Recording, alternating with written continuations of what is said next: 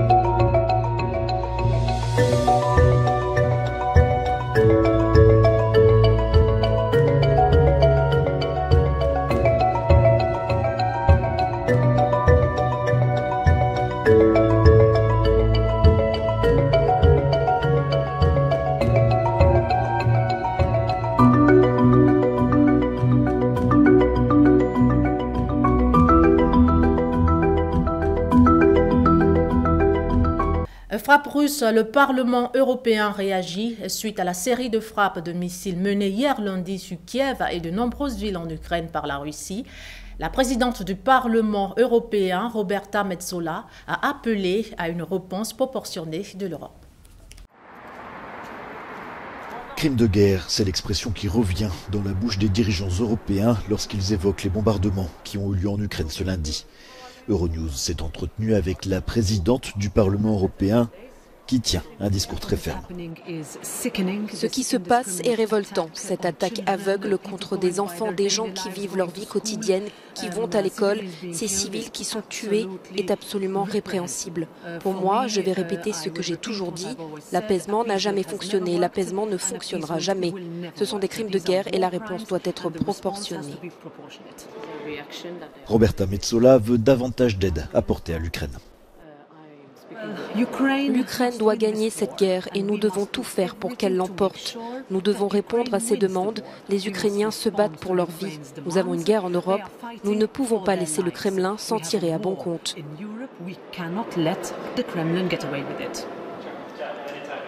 Discours très similaire du côté du porte-parole de la Commission européenne, Peter Stano. Lors d'une conférence de presse, il a rappelé que les attaques indiscriminées contre des civils constituent un crime de guerre. Depuis Tallinn en Estonie, la présidente de la Commission européenne, Ursula von der Leyen, s'est-elle prononcée en faveur de la création d'un tribunal international pour juger les crimes perpétrés par la Russie. Pour sa part, le secrétaire général de l'OTAN, Jens Stoltenberg, a condamné les attaques contre les infrastructures civiles en Ukraine et a déclaré que l'Alliance Atlantique continuera de soutenir le courageux peuple ukrainien dans sa lutte contre l'agression du Kremlin. Raid sur l'Ukraine, l'Europe promet une aide militaire supplémentaire. Comme il fallait s'y attendre, condamnation unanime en Europe après les frappes de missiles russes menées sur Kiev et différents centres urbains. En Ukraine, Paris, Berlin et Londres annoncent un renforcement substantiel de leur aide militaire à l'Ukraine. Ils essaient de nous détruire tous, de nous effacer de la surface de la Terre. Les mots du président ukrainien après les bombardements russes les plus intenses depuis des mois en Ukraine. En déplacement en Mayenne, le président français a exprimé son inquiétude. J'ai eu Volodymyr Zelensky ce matin au téléphone très longuement. Je tiendrai une réunion dès mon retour de Mayenne. J'aurai l'occasion de m'exprimer dans un cadre approprié. Évidemment, la France a eu j'ai eu l'occasion de le faire ce matin, a condamné avec la plus grande fermeté les frappes délibérées de la Russie sur l'ensemble du territoire ukrainien et contre des civils, ce qui est un changement profond de la nature de cette guerre. Emmanuel Macron promet d'accroître l'aide militaire de la France à l'Ukraine, tout comme Berlin, qui a réitéré la solidarité de l'Allemagne et des autres États du G7 à Kiev. L'Allemagne fera tout pour mobiliser une aide supplémentaire et en particulier pour aider à réparer et restaurer les infrastructures civiles endommagées et détruites, telles que l'approvisionnement en électricité et en chaleur. Message de soutien également de la part de Londres, qui dénonce des bombardements inacceptables. Des frappes barbares pour l'Union européenne.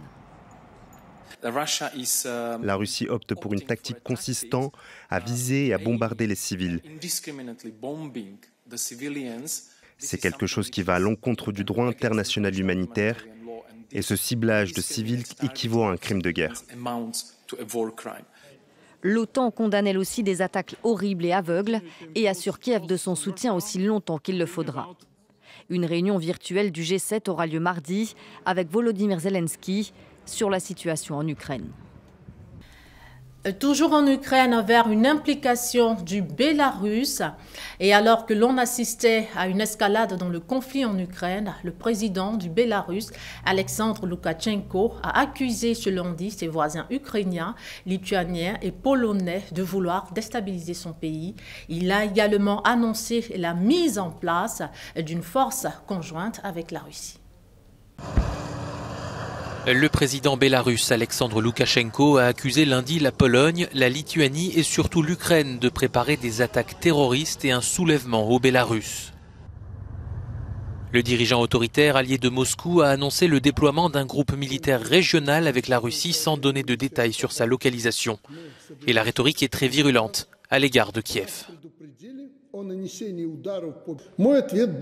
Ma réponse est simple. Dites au président de l'Ukraine et aux autres fous, s'ils sont encore là, que ce qui s'est passé sur le pont de Crimée n'est rien en comparaison de ce qui les attend s'ils touchent ne serait-ce qu'1 mètre de notre territoire avec leurs sales pattes. Le Bélarus a déjà prêté son territoire à l'armée russe pour son offensive contre l'Ukraine. Mais Minsk ne participe pas au combat sur le territoire ukrainien. L'entrée des forces bélarusses chez son voisin marquerait une nouvelle escalade du conflit en Ukraine. France-Algérie, fin de la visite d'Elisabeth Borne. C'est un premier déplacement très stratégique pour la première ministre accompagnée de 16 ministres. Elisabeth Borne était en Algérie du dimanche 9 octobre au lundi 10 octobre pour donner une impulsion nouvelle à la réconciliation amorcée par le président Abdelmadjid Tebboune et Emmanuel Macron.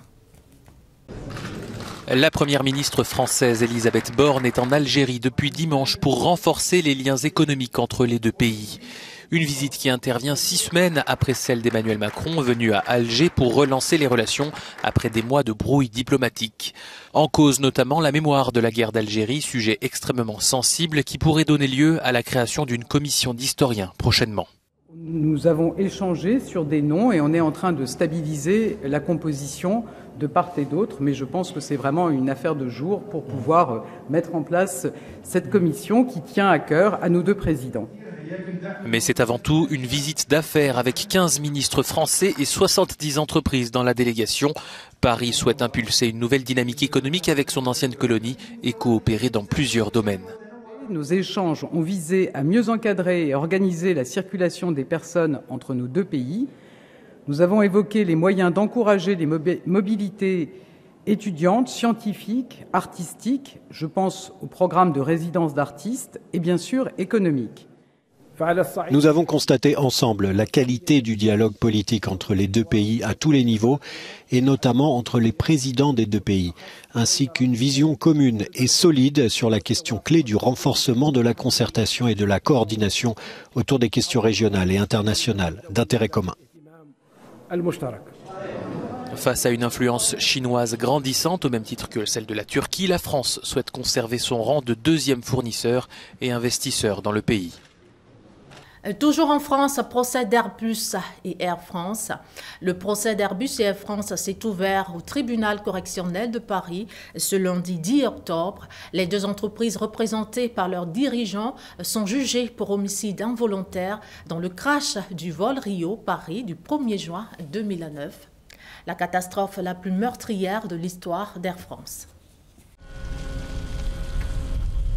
Plus de 13 ans après le crash du Rio-Paris au large du Brésil, le constructeur Airbus et la compagnie Air France seront jugés à partir de ce lundi et pour 2 mois à Paris. Le crash avait fait 228 victimes, parmi lesquelles la fille de Caroline Soula, dont le corps n'a jamais été retrouvé. On est porté encore une fois. 13 ans après, on arrive avec un procès. Un procès qui, pour moi, n'a pas beaucoup d'intérêt, si vous voulez, personnel, puisque ça ne me fera pas revenir ma fille.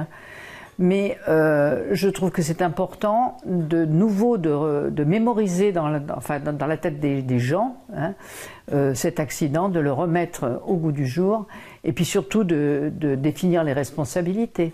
Parce qu'il y a eu des responsabilités qui doivent être affinées. Le 1er juin 2009, le vol AF 447 qui reliait Rio de Janeiro et Paris s'était abîmé en pleine nuit dans l'Atlantique, 3h45 après son décollage. Il avait entraîné la mort des 216 passagers et des 12 membres d'équipage. Il s'agit de la catastrophe la plus meurtrière de l'histoire d'Air France. La crise du carburant se poursuit. Toujours pas de solution immédiate en vue dans la crise des stations-service en France. Entre les salariés des raffineries et la direction, le blocage persiste. Rien ne laisse présager à l'heure actuelle d'une décrispation. Je suis désolé, on n'aura pas. Pas de chance ce matin pour cet automobiliste. Les réservoirs d'essence sont à sec dans cette station-service de Rouen. Le gérant les oriente. J'essaye de sortir les gens qui prennent du samplon 95 ou 98 de la file. Ça ne sert à rien qu'ils attendent pour rien toute la journée. En revanche, pour ceux qui roulent au diesel, la patience finit par payer. Ce week-end, c'était plein et je me suis même, à minuit, je me suis déplacé sur la 13 et il n'y avait plus de gaz non plus. Dans les Ardennes aussi, certaines pompes sont en rupture de stock. Les automobilistes élaborent déjà des plans B. Je pensais acheter un vélo et faire emmener les enfants à l'école en voiture et après continuer peut-être en vélo. Cette station-service de Charleville vient d'être réapprovisionnée. Aussitôt, le gérant change de casquette. Alors le carburant, il va falloir passer par là-bas. Je vais faire une file d'attente en fait pour le carburant et les gens pour rentrer sur le parking parce que là c'est bloqué de chez bloqué. Je repasserai après. De toute façon, j'ai un camion où je vais tenir jusque ce soir. Et gère la circulation. 1h30 de file d'attente pour faire le plein. Je retravaille jeudi, ma collègue a pris le relais pour le début de semaine. Je vais faire le plein et puis la voiture ne va pas bouger jusqu'à jeudi. Devant les pompes, les Toulousains tentent de garder le moral. Ce matin, ça va, il n'y a pas trop de file d'attente, donc ça va. J'ai fait au moins 3 stations avant d'en trouver une qui avait du diesel, donc c'est sympa. On a que ça à faire le lundi matin. Ce matin, en région parisienne, les livraisons de carburant arrivent au compte-gouttes. Ils sont contents quand ils me voient arriver. En France, 30% des stations-service connaissent des difficultés d'approvisionnement. Un tour en Danemark, coupure d'électricité générale. L'île danoise de Bornholm connaît une coupure d'électricité générale. Depuis hier lundi 10 octobre, cet incident électrique fait suite à une panne de câble sous-marin. L'île danoise de Bornholm a été touchée ce lundi matin par une coupure d'électricité. Selon l'opérateur qui gère le réseau à haute tension, la panne proviendrait du câble électrique sous-marin qui relie l'île de 40 000 habitants au continent. Si cette panne retient l'attention, c'est parce que l'île de Bornholm est voisine des lieux de sabotage présumés des gazoducs Nord Stream en mer Baltique. L'incident qui touche Bornholm survient 2 semaines en effet après la découverte à l'est de l'île de 4 énormes fuites dans les 2 gazoducs Nord Stream qui relient la Russie à l'Allemagne. Des fuites qui, selon les enquêteurs, auraient probablement été causées par un sabotage. La Russie, pointée du doigt, rejette toute responsabilité et accuse les Occidentaux. Depuis ces fuites, le Danemark avait relevé d'un cran la sécurité autour de ses infrastructures énergétiques.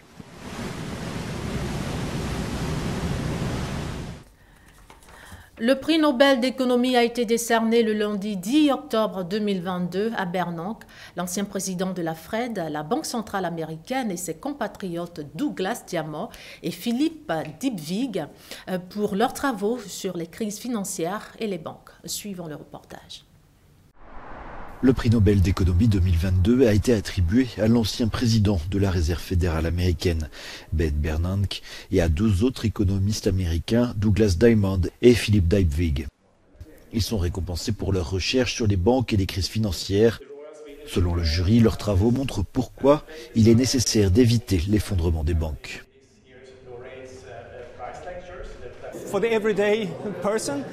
Pour la personne de tous les jours, ce prix nous donne les outils pour réduire les risques dans le secteur du financement et donc pour éviter la crise financière avec une bien meilleure compréhension de ce que le régulateur doit regarder aujourd'hui.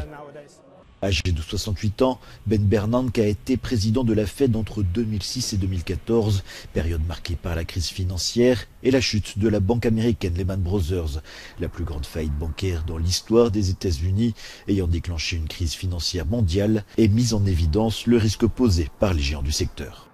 Un tour aux États-Unis, procès de Harvey Weinstein. Aux États-Unis, l'ex-producteur de cinéma Harvey Weinstein comparaissait à nouveau hier lundi pour les accusations d'agression sexuelle qui pèsent sur lui. Il risque jusqu'à 140 ans de prison. Un homme affaibli, transporté en chaise roulante, portant la tenue des prisonniers américains. Loin de l'image de l'ancien producteur tout-puissant qu'il était autrefois. Après New York, Harvey Weinstein comparé pour la seconde fois devant un tribunal à Los Angeles cette fois. Dans le royaume du cinéma américain, le compte a viré au cauchemar pour 5 femmes qu'il accuse de viol ou d'agression sexuelle entre 2004 et 2013. L'accusé, qui encourt jusqu'à 140 ans de prison, nie les faits. Le problème auquel toutes ces accusatrices sont confrontées est qu'elles font des allégations qui ne peuvent pas être étayées ou corroborées par aucune preuve médico-légale, aucun rapport contemporain. L'une des injustices fondamentales auxquelles nous sommes confrontés dans cette affaire, c'est que ces accusations se seraient produites il y a vraiment longtemps. Depuis 2020, le producteur de 70 ans purge une peine de 23 ans de prison pour des faits similaires à l'issue d'un procès à New York. Toutes ces accusatrices ont osé parler à la suite d'une enquête retentissante du New York Times, publiée le 5 octobre 2017. L'article détaille les comportements de prédateurs d'Harvey Weinstein à l'égard des femmes. En quelques semaines, plusieurs dizaines d'actrices avaient témoigné à visage découvert. Le temps du harcèlement sexuel au travail est terminé. On ne peut plus blâmer les victimes, et ça suffit avec les excuses bidons sans conséquence. Au total, près de 90 femmes ont accusé le producteur de viol, de harcèlement ou d'agression sexuelle. Jusqu'à présent, il n'a jamais changé de défense, assurant que toutes ces femmes étaient consentantes. Au Venezuela, 25 morts dans un éboulement de terrain. Au moins 25 personnes ont péri dans un éboulement de terrain ce dimanche 9 octobre à Las Tejerias, au nord du Venezuela. L'on dénombre par ailleurs une cinquantaine de disparus. Au moins 25 morts et une cinquantaine de blessés dans un glissement de terrain ce dimanche dans le centre du Venezuela. Ce lundi matin, les recherches se poursuivent pour trouver plus de 50 personnes portées disparues parmi les gravats. En cause dans ce désastre, une inondation causée par les pluies importantes qui s'abattent sur le pays depuis plusieurs semaines. Les autorités locales attribuent ces précipitations au changement climatique et au passage de l'ouragan Julia dans le nord du pays. Cap sur l'Afrique, au Tchad, investiture de Mahamat Idriss Déby. Le général Mahamat Idriss Déby a été investi lundi président d'une transition de 2 ans et a promis se nommer rapidement un gouvernement d'union nationale. Le général, devenu président pour la 2e fois.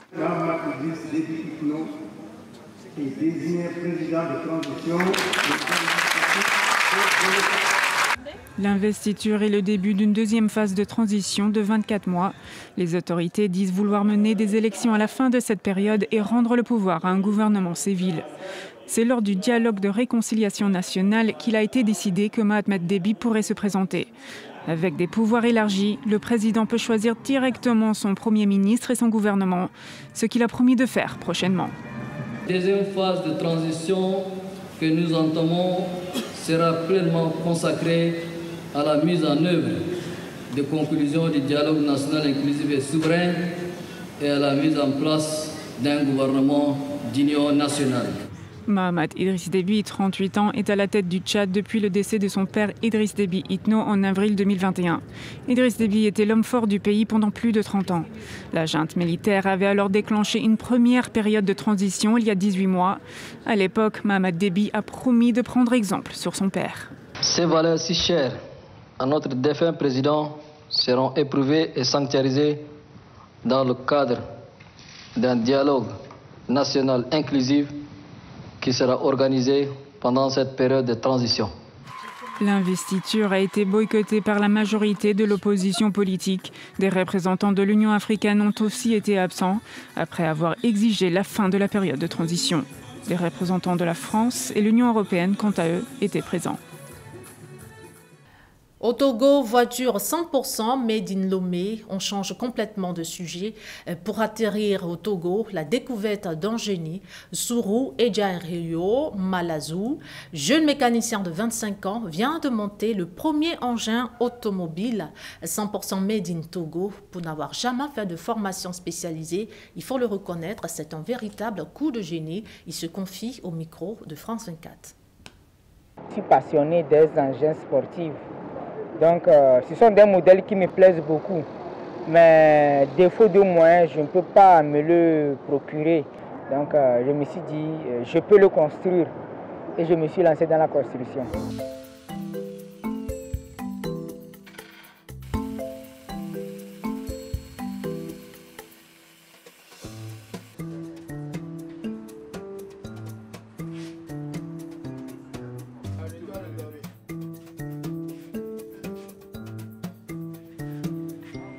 La majorité des pièces utilisées, c'est dans les récupérations. Donc, sur cette caisse, vous allez voir des pièces venant des bus. Il y a aussi des pièces venant des titans, des motos, des véhicules.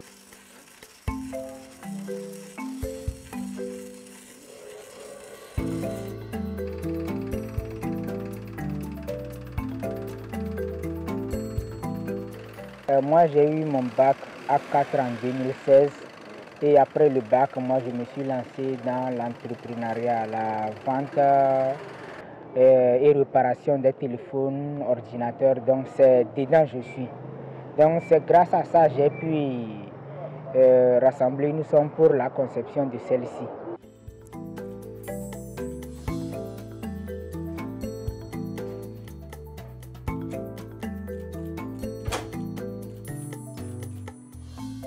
En Côte d'Ivoire, le taux d'admission aux examens techniques pour la session 2022-2023 s'élève à plus de 97%, une performance que saluent les autorités, mais qui pose dans le même temps le problème de l'orientation des admis dans les filières de leur choix. Reportage. Sur 21 364 candidats au concours d'entrée dans les établissements publics du ministère de l'enseignement technique, de la formation professionnelle et de l'apprentissage, 18 996 candidats ont été déclarés admis. Parmi eux, beaucoup n'ont malheureusement pas eu la chance d'aller dans leur établissement de prédilection. Au cours d'une conférence de presse, le ministère explique les raisons. Vous convenez avec nous qu'il est mieux pour un candidat d'être retenu en mécanique automobile à Bondoukou que d'être dehors parce qu'il n'a pas été retenu en maintenance véhicule et engin à Jacquesville. À défaut du choix exact du candidat, nous avons affecté dans certaines filières très voisines.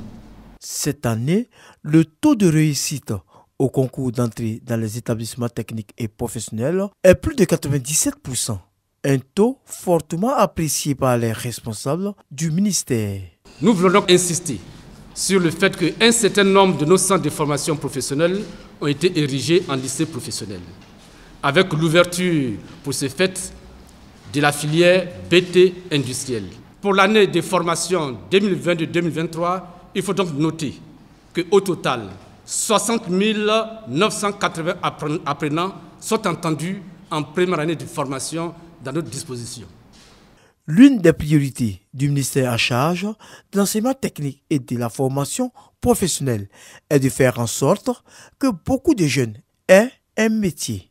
Des places sont encore disponibles dans les différents établissements. Au total, c'est 735 places qui restent encore à à pourvoir dans ces 7 établissements. Et c'est en raison de cet effectif important que Monsieur le ministre de l'Enseignement technique, de la formation professionnelle et de l'apprentissage a jugé bon qu'un concours exceptionnel soit réouvert à partir du lundi 10 octobre jusqu'au 31 octobre pour donner de la chance à certains jeunes de ce pays. C'est le lieu de rappeler que des admis de cette année au concours d'entrée dans les établissements techniques et de la formation professionnelle ont jusqu'au 15 octobre 2022 pour s'inscrire. Et pour finir, en sport mondial de judo en Ouzbékistan, enfin, le pays organisateur décroche sa première médaille aux mondiaux de judo. Dalvat Bononov a décroché la première médaille d'or du pays hier lundi 10 octobre en présence de son président Jacques Vatt. Day 5 at the World Judo Championship saw the President of the Republic of Uzbekistan, His Excellency Mr. Shavkat Mirziyoyev, attend the event, where he met Mr. Marius Visa, President of the International Judo Federation, and they witnessed an historic moment for judo in Uzbekistan. Davlat Bobanov was on fire all day, and the home crowd was deafening in their support, cheering him on as he blasted past one opponent after another, including the current Olympic champion. With judo legend Ilias Iliadis in his chair, a former world champion at under 90 kilograms, it seemed the stars were about to align. Stepping out in front of a roaring crowd with the president, his prime minister and the entire Uzbek nation behind him, he outfought his Italian opponent and brought the president, the stadium and the entire nation to their feet as he cemented his place as a hero in Uzbekistan.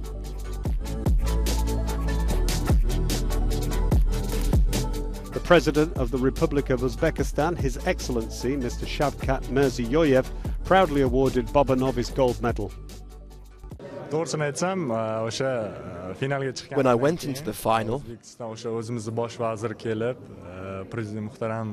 the Prime Minister himself came to me to tell me that the President was coming to watch the final.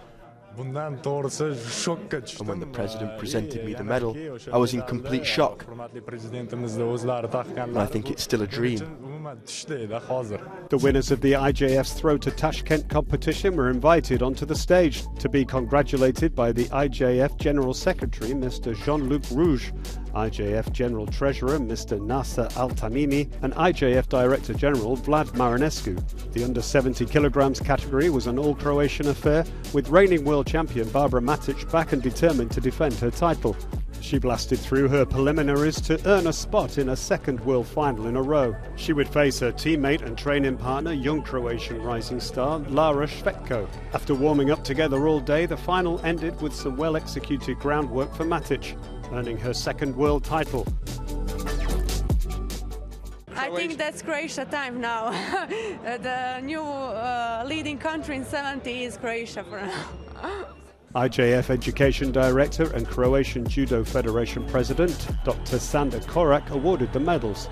A beautiful moment of sportsmanship in the under 70 kilograms bronze contest saw world and Olympic medalist Sanne van Dijker of the Netherlands help her Japanese opponent off the mat. And Mr. Cor van der Gies was awarded his 8th Dan by the IJF president Mr. Marius Visa in front of a respectful crowd. And fans got to meet yesterday's world champion Tato Grigolashvili, inspiring the next generation of judoka at the Humo Arena.